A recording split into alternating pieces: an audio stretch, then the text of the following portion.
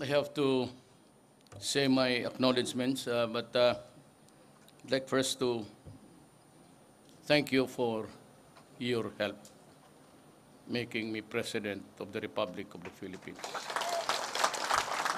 Salamat po at I was in Basilan.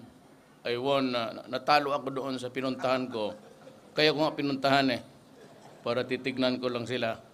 But anyway, I won by about 90,000 and dito malaki. In Sulu, nag-landslide talaga ako. I thank Allah that they never forgot who I am. Saan ako galing. Maraming salamat po sa inyo. Hindi nga makapasok kasi nandyan yung NPA. Dito, saan yung NPA dito? Mag-raise ng hands para, well, anyway, nag-uusap tayo ngayon. Maybe it would take about, if you, the bright side is that they are willing to participate, just like the MILF at TMN. Ano yung sabi ni Murad? Murad stretch his generosity to mankind. Eh, sabi na ba, maggigira tayo pag walang BBL. Ako naman in return, kasi nanalo ako, I am willing to implement bukas kaagad ang BBL. Ngayon, tanggalin lang natin yung mga may issues about the Constitution. Wala akong problema doon sa area, configuration, kagaya lang ng regional armed forces po. Wala ba naman yan? Kaya nga tayo nag-uusap para wala nang kailangan ng armas . And if we can improve the lot of the average Filipino, malaking bagay na yan. You know, I will repeat this statement because it will affect all. It will impact dito sa lahat ng puso ng tao na Pilipino. If we cannot stop fighting, then do not add hate every day to the hate that is already there. Kaya believe ako yung magsabi mo, sige, hindi man naibigay yung BBL ngayon. Baka in the fullness of God's last time, maibigay. Kaya nga ako presidente nga, ibigay ko na. Tanggalin lang natin yung ano. And you can develop the resources if you want. You can invite investors. Wala na akong ano doon. Except yung constitutional provisions, tanggalin na muna lang natin. Then maybe someday, if we decide to go federal, yun na, ibalik doon sa konstitusyon ng federal, ibalik na natin yung ayaw ninyo, ayaw ng gobyerno, tapos yung gusto ninyo. Ganun, gusto ko ibigay na kaagad. And nor miswari, if he gets to talk with the panel of the RESA, pinaplansa niya, kami taga Mindanao lahat . Everybody is really craves for, makalakad ka kung baski saan-saan. Ang Basilan, sabi ko, we have to talk. Hindi, ibig sabihin, buong panahon, magpatayan na lang tayo. Until when? Sa apo ng apo ko? Is that we want? Now, there is a chance that maybe we can talk about this. Pag-intindihan na lang ninyo, Mindanao was really yours. Don't doubt about it. Walang nakikita yan. Then the Christians came. Hindi naman nila kasalanan na dumating yung ulol na Magellan doon, started converting another. Ganon ang buhay. That's the history of our nation. So we just have to understand each other. But it doesn't mean that you have to hate each other. We can always develop this country, make everybody happy. Magre-respetuhan lang tayo, okay na yan. Yan ang ano natin. And the communist, so it is progressive little by little. I do not think that it will be there even mga 4-5 years. And I'd be happy that if by the time I go out, then there's a settlement somewhere. Maganda na yan sa atin. Ikasa magpatayan, ano ba, makuha natin dyan.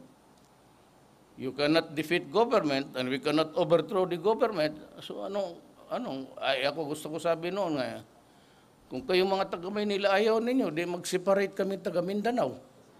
Nag-call to arms ako lang man mag-isa. That was the time when they were trying to dispatch with the President Arroyo. Kaya tinawagan ko si Nor, sabi ko, Nor, mag-declare ka na susunod ako. Sabi ko, sabi sa TV, if you remember. Sabi ko, I said, nagmura ako, tapos sabi ko, huwag ninyo kaming, basta gusto lang ninyo dyan na ilan lang kayo, dalhin ninyo kami sa Mindanao. Hindi marunong rin kami nga. Sabi ko, mag-declare tayo ng Mindanao Republic. Nagdalaw-dalang isipan si Nor. Tapos dito, wala man akong narinig, nag-second demotion. Kuna na. Loko na ito. Noon gusto. Ngayon na nandito na, sinabi ko na, sige na. Wala namang. So, ibig sabihin, gusto natin as is ganito. Okay na tayo, except that there is really violence. If we can remove violence out of this, then wala tayong problema. Hindi ko malimutan yung year, but I was talking to Governor Piñol. Makinig kayo mga NPA. Total, nag-uusap na rin tayo. And hindi ko kasi maintindihan eh. Si Governor Piñol was talking about the successes of dito sa... Kaya sabi ko kay Tuto, nakakainggit eh. Hindi inggit para sa akin, para sa ibang tao na nababara ang progreso. Kasi nga may mga objection na hindi naman tingin ko tama. O may kunting, it could make a difference, but it is not enough really to ignore the livelihood programs of the Filipino. Manny Piñol came to me and said, kasi sa siyudad ng Davao, yung bukid, ang parte doon, Pakibato, which is really the most influenced by the NPA. At ako naman, kasi puro kaibigan, I go there, at ang sinasabi talaga nila, hanap buhay. You know, kaya itong salita na marami, wala lang kami pang kapital.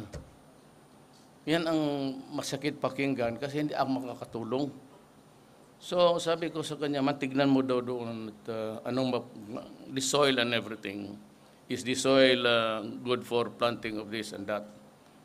Sabi niya, pumunta siya together with an agronomist from, I think, Malaysia. Nung nakita, sabi ng Malaysia, we can introduce palm oil here. And in a few years, everybody will be all right financially. Initially, pumayag kayong mga left. And then, suddenly, pumasok itong NPA, nagpasta na ng it would damage the watershed, that it would absorb so much water at apektado yung, tingin ko naman, Pakibato River, sobra-sobra yung tubig dyan eh. It goes out to the sea, to the ocean. Nag-object sila. So hanggang na-stymie. It was not really, I was willing to invest. So ngayon, makikita mo, mainggit ako para sa tao na dito may hanap buhay, may trabaho ang tao. Kapital mo lang dito, seedlings. And even Manny now says that for your effort and for the splendid job that you have done, he's willing to pour again 300 million may available siya sa Department of Agriculture para dito sa inyo. Alam mo kasi ang priority ko ang itong Maguindanao, pati Sultan Kudarat. You know why? Sa statistics, you have the highest incidence of hunger. Kaya ang una ko dito, next month, pag bababa dito yung mga DSWD, so pakisilip ka ng mga taong kakaway para maybe you'd be short of everything, but not food. Mahirap yan, gutom. I'm happy that Manny has decided to pour another 300 million for you here. And yan, kailan available yan, man? Bukas bigay na siya, talaga. Right away. Kaya hindi ako nagkamali, kinuha ko si Manny, sa totoo lang. Why? Hindi ko yung mga expert dyan. Sabi ko, get a farm boy with enough experience. Okay, nakikita ko yung North Cotabato. By year 20, habulin na niya yung mga syudad. Davao City does not plant anything. It's trading. Trading lang ang Davao City. Walang tanim, wala lahat. Except yung bukid,